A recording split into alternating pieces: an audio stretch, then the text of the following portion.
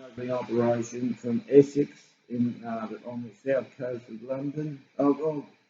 England, to France and then through Belgium to Holland, are Michael Simmons and two brothers, Norm and Slim Brennan, right? Now, they were one World War II commandos, and they're getting a bit on in years, and they decided to semi-retire to their farms, and they still keep in contact and give advice to the 40 young ex-SAS soldiers who retired, and they're in charge and they run the gambling operation.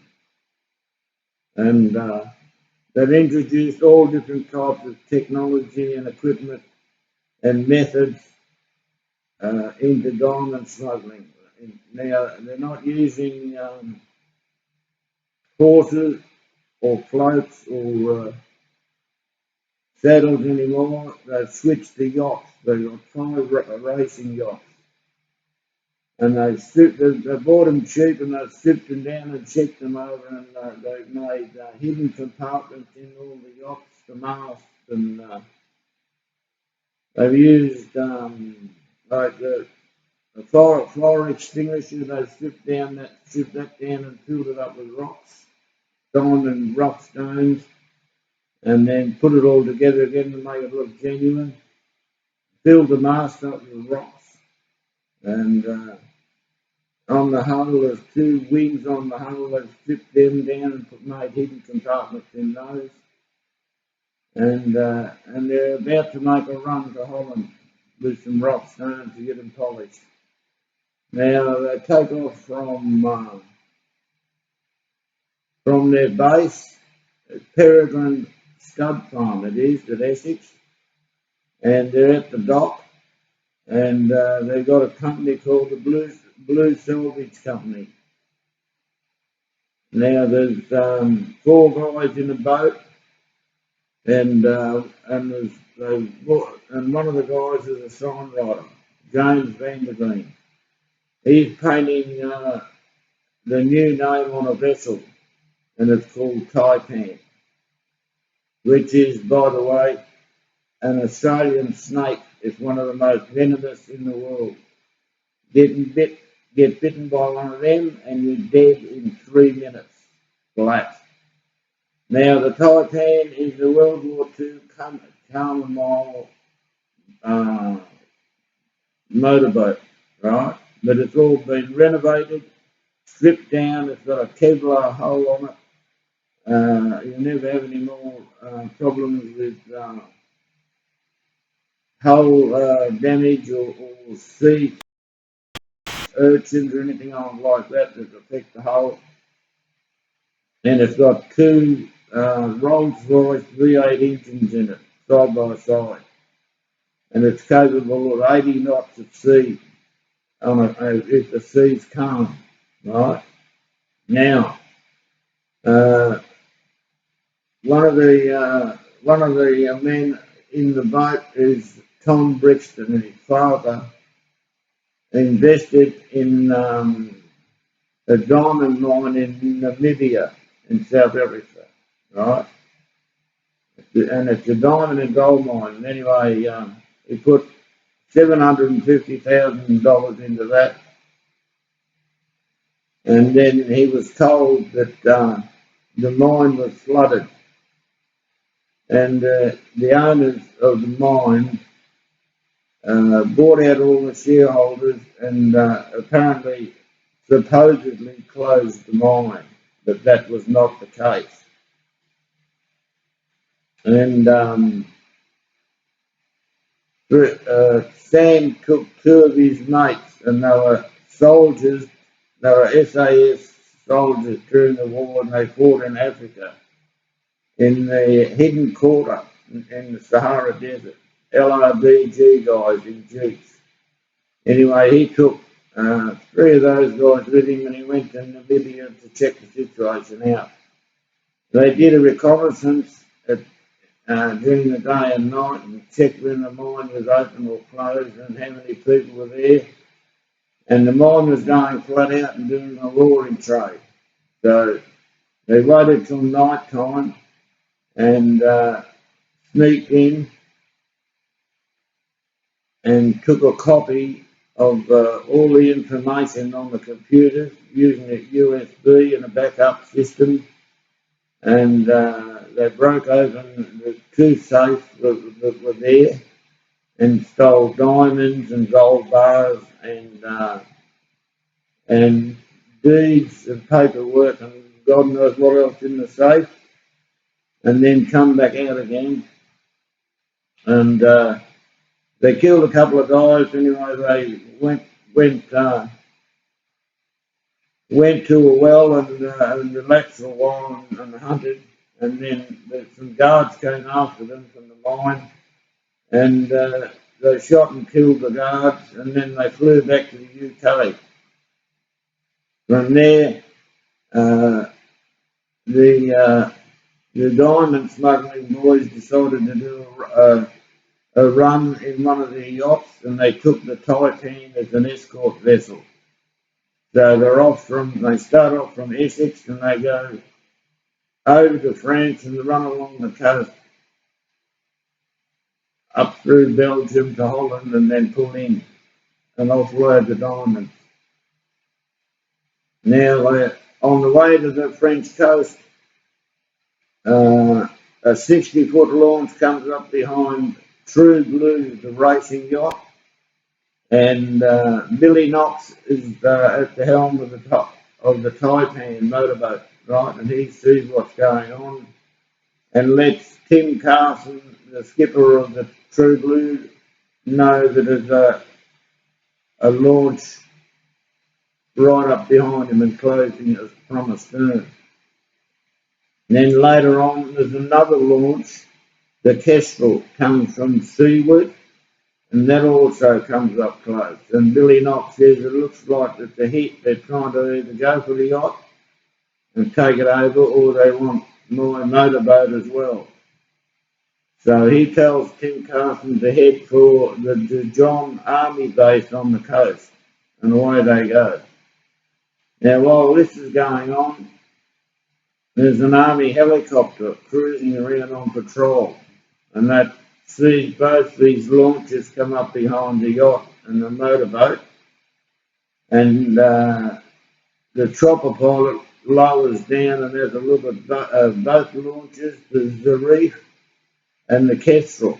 And when he got down near the waterline, beside the Zarif, he saw 5 or 6 armed men, and they quickly disappeared inside, out of sight. And he radioed the information to his commanding officer at the John Army base. Anyway, they sent a Navy patrol boat out to take a good look at both these launches and find out what the hell was going on and just who they were. Right, now, the Navy patrol boat stayed for a while and then eventually it moved in and they searched both vehicles and they couldn't find any arms or ammunition, so they got more detection equipment from the Navy patrol boat and went back and searched the reef again and found a hidden compartment in the captain's cabin where there's loads of ammo and RPGs and machine guns and pistols. Then they got both launches and took them to the Army base and put all the guys in jail. But later on, 10 of the guys escaped and killed 2 or 3 soldiers on the base and smashed through the sentry gates at the head of the base, start of the base, and took off to the forest and then from there by light plane to their HQ in France. And later on it works out that the guys who own both yachts are a Russian criminal gang, and they kidnapped one of the smugglers in Italy and tortured him to find out what was going on with the yachts.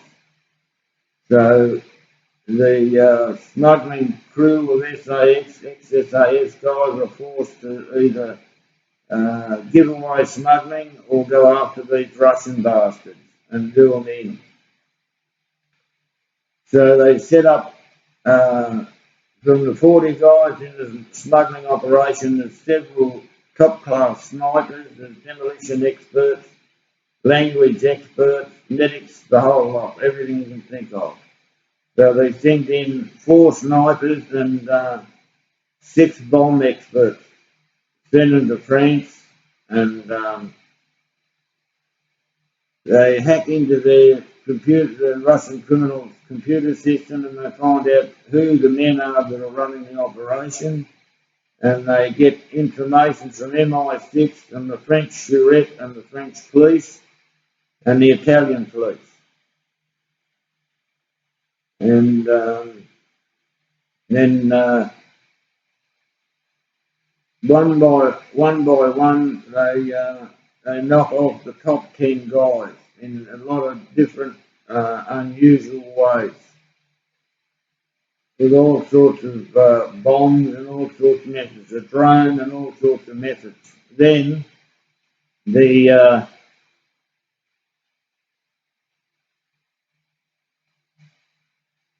then they do the run to Holland and get rid of the diamonds, and then they come back to England. After that, they've got problems down in South Africa and in Liberia and in Liberia with their diamond supply, where they get the rough stones from the mine. And one of the guys causing the most problems is Colonel Visser from the De Beers Diamond Company. And he's stopping supplies or going after the smugglers. And he's already killed 5 of the smugglers and jailed another 3 or 4. Right? So they've got to get rid of this bastard. He's causing major problems and he's not paying his men either. And they, with the help of his group of soldiers who haven't been paid, they turn on Colonel Visser, and the smugglers pay the guards off, and they pay him to help get rid of Visser. So they go to Cape Town, where he goes on holiday at a lodge, and there's a woman working there whose son was killed by Colonel Visser, and she agrees to help to get rid of this bastard, and poisons his food, and also the SAS guys that went with him, a group of 6, they put 6 fleur-de-lance poisonous snakes on board a game fishing boat that Colonel Visser uses with his friends, and they poison his meal at the same time, and they've also got snipers there.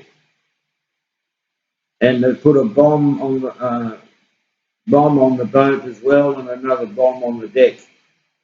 So if the poisoning fails, the bomb on the deck will go off, or the bomb in the boat will go off, or they'll shoot the whole bloody lot of them.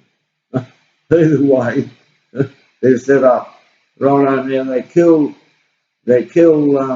Colonel Visser. He dies from poisoning. The snakes get a few of the others, and the bomb kills off the rest. And they take a lady from the lodge at Cape Town and take her back to England. And they pay off all the guards, and then they decide they made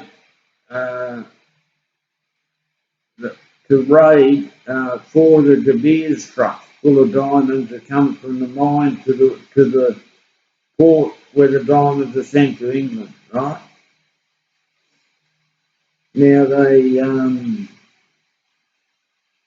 they attack 4 of the trucks and steal all the rough diamonds from 4 trucks and kill all the guards, and they end up with $52 million worth of rough stones. Right? Then They go back home and have a conference at the Peregrine Stud Farm in Essex, and they decide they'll get out of smuggling.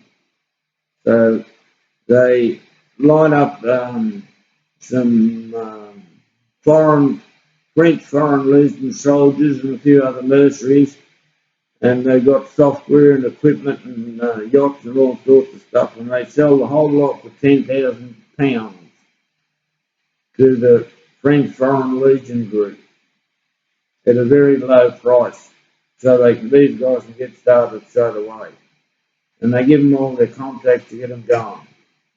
Okay, well that's the end of that book. I'll be back shortly and I'll do another book. It's called Deception, Diamonds, Deception and Retribution. Right? Okay? Mm-hmm. Yeah.